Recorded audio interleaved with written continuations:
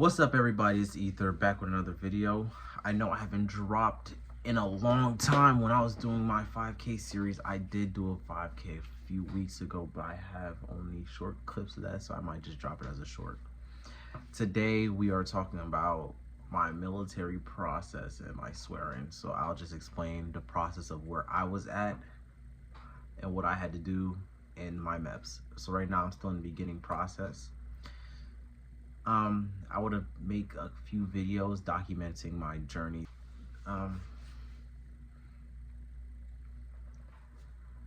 And where do I start off at? Definitely put in a lot of study time for the ASVAB. I would say take 2 months to study, take all the free courses, and do not pay for anything. I didn't really pay for anything. It's easy to study for. You go to your local library, get the ASVAB book for whatever year you're in. Right now we're in 2026, so get the year for 2026. Hopefully it goes into 2027, or when 2027 rolls through, they'll drop a new book. But they're very vague. I would say definitely just continuously take practice tests in order to actually get the knowledge, because it's kind of vague of what they're asking you. So on the ASVAB, it's not going to show you all the questions that you see a lot, because I studied for almost every questions, but I didn't see a lot of the questions that I used to like practice because they were difficult. But that just might be a case to case study where you get more difficult questions depending on how many you get right. But I put in that study time, and I had got sent to MEPS. I'll definitely put the date right here. After that, I had taken the exam. After taking the exam, I was studying it for the ASVAB since February. That's when I first even thought about the well, I thought about the military before that, but I just didn't take the initiative until around March, and then I ended up taking the exam April. I definitely say study. So then when I took the exam, I was kind of nervous. How everything works, they give you the waiver, you put all your devices, do not go on any base with any foreign objects, from any drugs, weapons, bullets, knives, anything that could cause harm, because they say they will send you back. And I did not want to get sent back. I had nothing bad in my car or anything illegal. So after that was said and done, I know first thing they make you do, you have to get your military ID. Let me start. I'm skipping parts.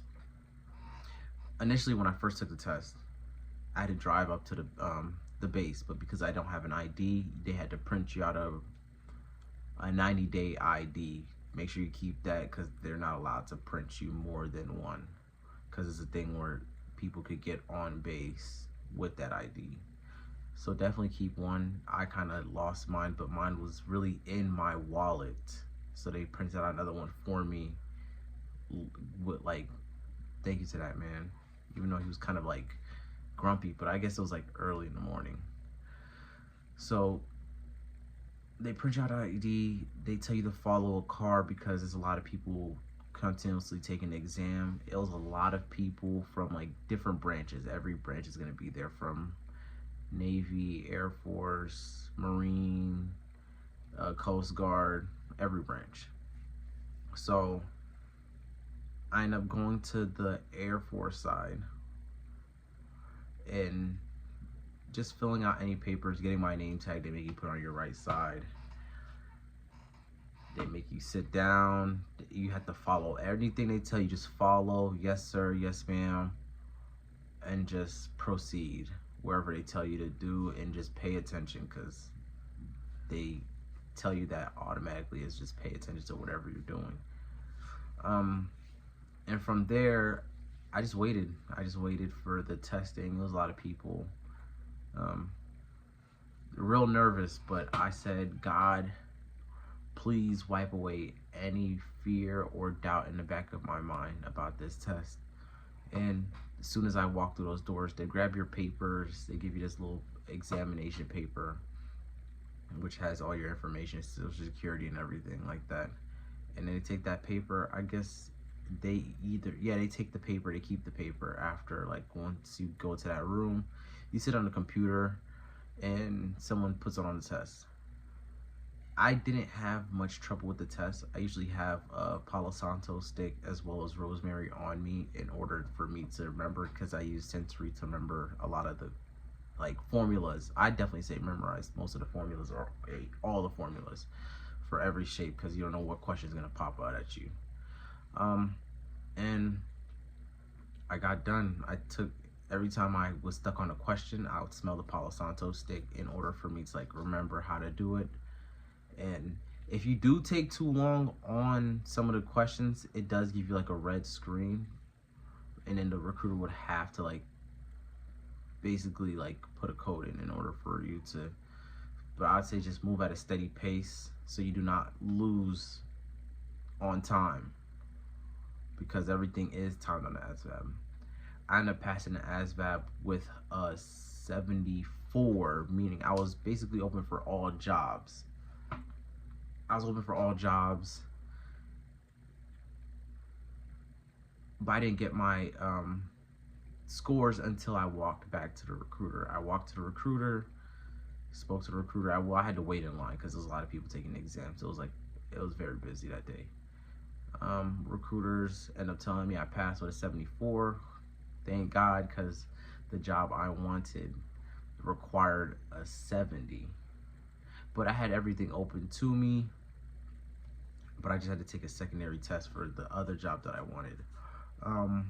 After doing that, either they schedule your MEPS same day of, as in order to do the physical exam, you had to go to the hotel, I guess stay the night. That's what I did. I stayed the night at the hotel. It was really not much to do. I seen a few people work out. I just didn't bring enough clothes or even workout clothes. And the pool was open, but I was able to get in the pool. So really, I was just relaxing, just preparing myself mentally. I brought my diffuser so then the room could smell good, just in case, like, you feel me, I don't want nobody musty in the room. Like, I hate smelling musty people, or like bad BO odor.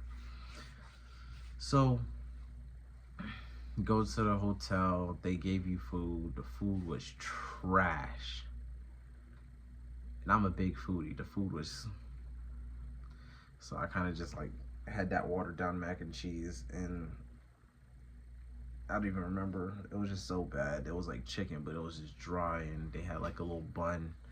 But I took like 2-3 bites and kind of just, like, I kind of should have just went out. I already had a car. I could have just went out and just go get something to eat, but I just didn't feel like doing anything. But after I waited, I was too eager to go, so I was kind of like taking naps in between, just on my laptop, just watching anime. I forgot what I was watching, but yeah, I was just watching anime on the laptop because I brought my laptop with me. I would definitely say, when you do, just pack light. Don't pack nothing crazy, because they will make you basically open up your bag. If you are taking the shuttle, they will make you carry your own bag.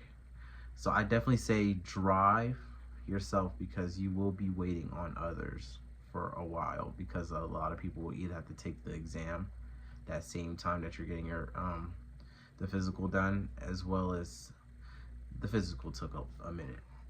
They said wake up at 4, be down at 5. I was down at 5. I was up at 3, ready by 4, and down by 5. Breakfast was trash again. They gave us eggs, toast. It was kind of snappy, I'm not gonna lie to you. They had yogurt because I didn't really want the water thing. And then they're like, nobody is to open this fridge. I'm like, okay, I didn't know. You didn't say that in the beginning, but then I guess they were just, I don't know, they were a little snappy that morning, but I don't blame them. It's early in the morning. Of course, who's gonna be like with a big bright smile? But come on, bring positive energy. We're all tired. So I ended up driving my own car. A few other people drove a car. Um, I was mingling with people within the hotel that evening. I was just talking to everybody. A lot of people are going Navy. The person that was in my room with me, bunked up with me basically, he was going to the Army. He said he was potentially going to go to the Air Force, but he didn't go to the Air Force because I wouldn't say stigmatism, but more so like people peer pressured him out of it, just saying like Air Force, and he didn't want to be considered like a cat or a chicken because he chose the Air Force. But I don't even see it like that. No one's gonna be next to you when you sign that dotted line or your fingerprints. So now we get to physical. I end up following the bus. We end up driving there. Followed the bus. There was a lot of people on the bus, and it was like only like a few people that drove with us. So driving there from the hotel to the office, parked. After parking, everyone lined up. They made everyone line up, stand at attention until everyone was ready. They make you take off your belt, shoes, empty out your pockets, and then take everything out. And I know for a lot of people who had to take the bus, it was a thing where they had to like empty out their bags for anything like that could sound off the thing, and then put their bags in a separate room so they're not like bringing anything or doing anything crazy. We sat down. They briefed us on everything about MEPS, made us watch a few videos, and they said in all caps, if you fall asleep, we will send you back home. So in case you see one of your military members falling asleep, give them a little nudge so they can stay up. I mean, I was already up. As soon as I wake up, I can't really go back to sleep. So after that process, I guess they grab a handful of us. They grab us all. Everyone, they're like, okay, everybody stand up. And we start going through the process. The first process I did was they breathalyze you. So don't drink coffee or do not drink any alcohol the night prior or in the morning, because you will get breathalyzed in the process. You sign a few documentation. They give you a few more paperwork that you have to get signed from each party. After that, then you do your vision, then blood work, piss test. I just do everything in order of what I did. The first thing I did was hearing. Hearing was easy. They have you in like this box. It's soundproof. It was like kind of trippy. And then there was like dots on the wall. So if you stared too long, it felt like you were like tripping out. I passed the hearing. And the next one I did was vision. And in doing my vision, I don't know if it was the machine. I know it was the machine, but the last few words were so tiny. I was like, I can't see the last tiny words, but I was able to see the words above the tiny ass words. And after that, they ended up checking my vision again, and they were just like, yeah, have you ever wore glasses? I was like, no. They're like, yeah, you need glasses. But I'm like, I could see the blades of grass outside through the window, but I just can't see those tiny words. And I talked to a few people. They're like, yeah, I kid you not. They're like, they think it was because the thing was shaking or it was too tiny. The depth perception screwed me over. All those dots look the same. I don't know what I was supposed to see or what was supposed to point out in the depth perception, but all I know is I didn't know what I was looking at. All I see was just 4 dots. I answered to my best ability. They end up marking me as someone who needs glasses, which I don't think I need glasses. After doing that, I end up doing the piss test. They make you stand in front of urinal. Someone's like there watching you because you feel me. You don't want to cheat that, or it could be fraudulent enlistment due to you lying.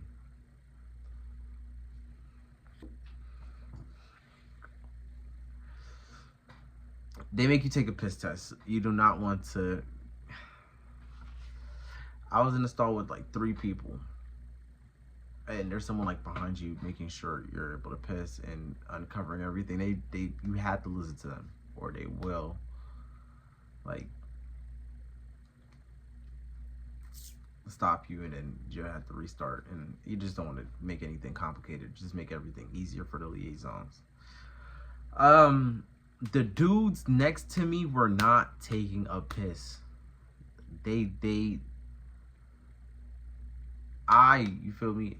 I didn't piss in the morning. I just held that in, and I kept drinking water periodically throughout the whole sit downs, because I was there since we got there like what, 5, and we had to wait like 30 minutes until 6 for them to open it up. But I had my piss held in. I was manifesting pissing. The 2 dudes that were next to me did not. It's not that they didn't want to piss, it's they couldn't piss. And as soon as you're in there, you cannot leave. Or if you do leave, they say you have like what, 3 days to give them a piss sample. Until then, if you don't, you're not gonna be able to sign no papers, and you're not gonna be able to have no contract with whatever branch you're trying to get into. This man was like giving motivational speech on this is your time to piss, and you need to piss, because forget whatever nonsense, yada yada yada. You just like on some Naruto-ish trying to give a powerful speech on pissing. Me, I'm like, I almost filled the whole cup of piss and then had extra piss left over. Do I gotta piss for them? But it took 5 minutes. I was in there for 5 minutes standing in front of a urinal waiting for these 2 dudes to piss, and then ring one by one. You heard the trickling of piss. I said, finally, I capped it up. I left. And I did my blood. They tried to draw from this arm. She seen a little vein, but she couldn't, like, she just kept trying to pat it down. Pat. And I hate needles. I hate shots. I hate needles. I hate getting blood drawn. Hate it. She's patting the arm. She putting a rubber band to see where the vein is. And then me, in my head, I'm just like, there's just no vein. Like, I can't see it. I'm like, I'm too fat right now. I'm not really fat, but yes, I'm fat. So I know for this arm, I have like a big vein that runs down the middle right here. So it's easy for her to just draw blood right here. So she ties a rubber band. She sees the vein immediately. I hate needles. Like, I'm watching her put the needle in. I'm like holding my chest, like just watching the blood get into that capsule. I think it's the HIV test. Passed with flying colors, like normal. Come on. After that, then.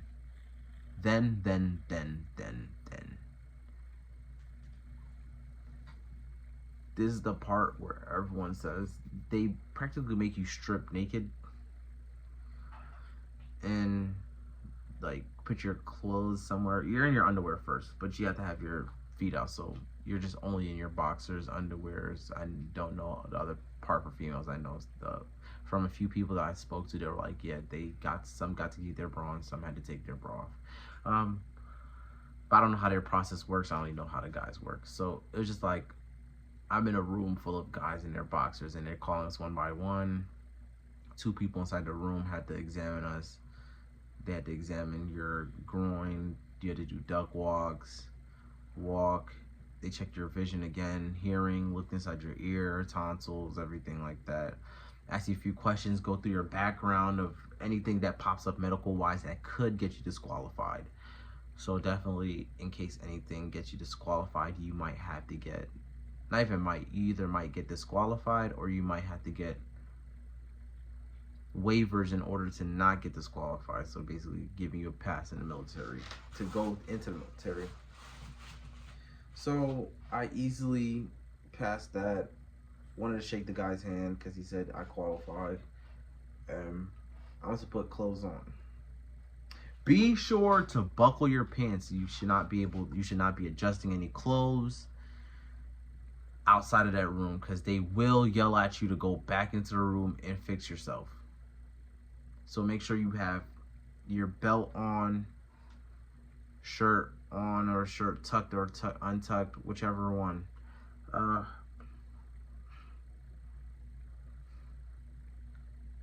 Just make sure everything's done, even shoes tied, because they will just yell at you and tell you to go back to the room. Because thing with sexual harassment, they don't want you like in front of people. It's just liability, and you shouldn't just be getting dressed in front of anybody or fixing yourself in front of anybody. So if your zipper is unzipped, yeah, they're gonna scream at you to go fix it. Not even fix it right there and then. It's leave and go fix it. After that, more things people had to get like they had to process all those papers and documentation. After processing all those papers and documentation, like we got there 6. Right now it's like 3 p.m. After processing all those documents and papers, you're waiting for other people in line. I know for most of the females, they got out fast, because I don't even know how they got out fast, but it was just a lot more guys than females. After they finish processing your papers, they give you like another separate paper that you have to give to your recruiter, basically. And then they see the paper, they make sure you're good, everything, there's nothing raising flags. And then when you go to your recruiter, you give them the paper. They talk about what jobs, are you cool with the jobs that you have, and if anything medical wise pops up, some jobs do require you to be like 100%, meaning that some jobs, if your vision's bad, you will not get the job. I know because of my depth perception, I was not able to get weather. Yeah, weather, I forgot it was the second job that I was able to get because of my vision, basically. My vision. But we're not even mad. I got the cyber job that I wanted, 1-7 Delta. I got that job. I got cyber defense, which I wanted. I wanted cyber defense or cyber warfare operations, but I was able to get cyber defense. That test was a beast in itself. After that, you just got to go back. No, the swearing.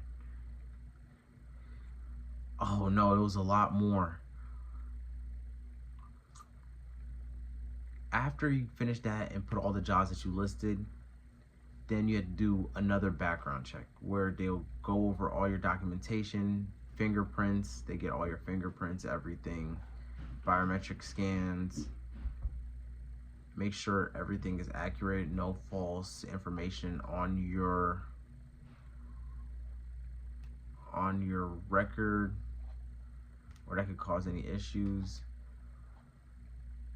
After that, then you would go, after you've put all your fingerprints in, signed and agreed to everything, then they make you go back to your recruiter. After going back to your recruiter, they speak to you again. They tell you wait in the cafeteria for the swearing process. I wish my recruiter told me this. You can have an adult present or any family member, friends present at your swearing process.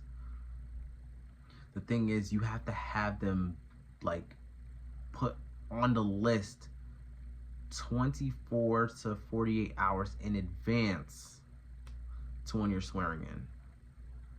If not, you will not be able to bring nobody the day of or when it's happening, because now it's a thing where they are not processed through, and the civilians cannot get on base without a military ID. And if they're not military, they're not going to be able to get on base at all. So I didn't have anybody at my swearing. I know my second swearing, I had to talk to my recruiter and make sure he lets me put people down for that swearing.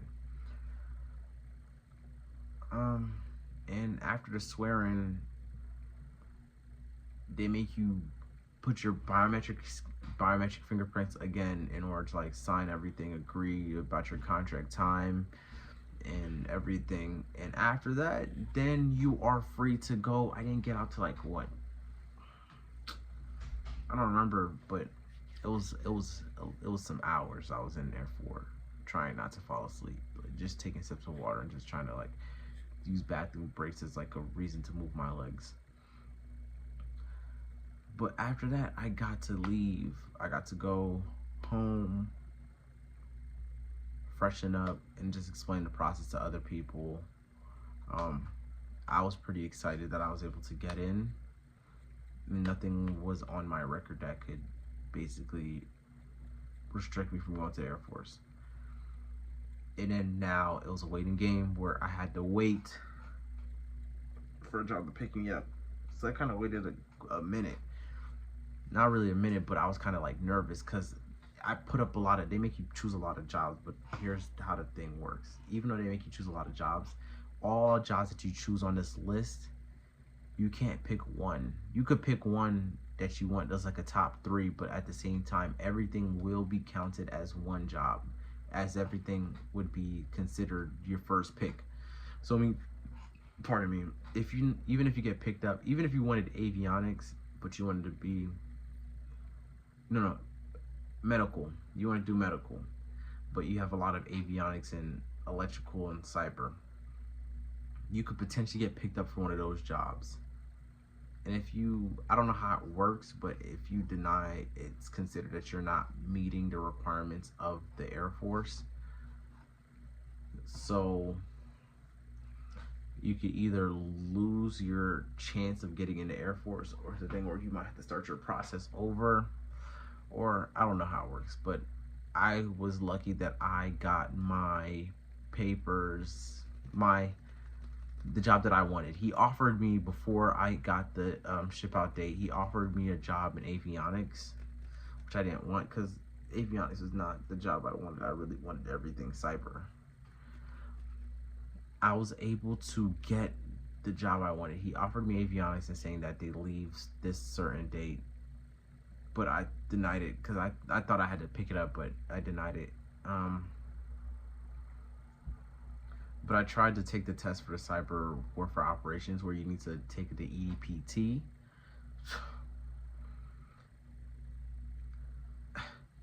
That was a difficult test, like 90 minutes for 100 something questions, 120 to 28 questions, where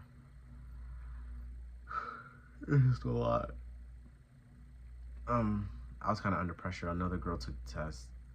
I kind of was like just trying to get most right, or just try to like skip around. But that test felt like a mental battle, a mental challenge. I needed to get a 70 in order to get cyber warfare, but I got a 64. And I will not be able to retake until 6 months, but I don't want to wait that long to try to get it again, or to attempt the test again. So what I did was just hope for the best that I would get picked up for 17 Delta, which luckily I did, and I got a ship out date for August 11th. And that's how everything is rolling right now. So I know I'll drop more videos on before I get to basic, any other processes through, any Q&As, because I know a lot of the videos that I'm trying to watch, a lot of the people have not released videos, or I'm not seeing any new content for like 2026 or any years going on, except for Jody. Shout out to him. He helped me a lot through this process on what to bring, what to prepare, what to have, what to do, and how to get everything done. So my main goal for when I get to basic is to be honor graduate. So yes, I've been studying on my memory work. Right now I gotta lock in all the ranks, the pay and everything like that. Chain of command. I already have the Airman Creed as well as the Airman core value memorized. I know I have to have the Airman song memorized. But I have all those memorized. I definitely want to get honor grad, and I will get honor grad because I'm missing a very important event in order to be in the military, which is my uncle's wedding. So I'm doing this for him to show him that I'm not missing his day just to become an average graduate. I want to be that one member that sticks out. So that's it for now. I know the next video I'll drop is my packing list. I know there's an app for the packing list. I'll definitely give a breakdown of what I'm bringing, what I'm doing to prepare for basic. Definitely jog almost every day, push-ups, sit-ups, because you do not want to get recycled. That's what I'm getting a lot of information is you do not want to get recycled because you weren't able to pass the initial PT test or any PT test. And I don't have a mock PT test tomorrow that I have to do, but I know I'm going to pass it because I've been running, and running's not an issue for me. Sit-ups should be an issue. I know I'll most likely get the minimum on sit-ups, but I know for push-ups is easy. Running and push-ups is just sit-ups. It's just kind of ass to me. So this is where I cut the video. Please leave a like, subscribe, and follow me through this journey. I definitely will keep you guys updated and through the process of everything and how everything goes. I know when I get out of basic, I definitely drop a video for each week of how I did it. I know I've been seeing a lot of people with hour-long videos explaining their whole basic training, but I think I'll just go week by week on everything, take notes, and just show you how I prepare for everything. So thank you. Like and subscribe. Follow me on my journey through the Air Force and being the best I could be. Ciao.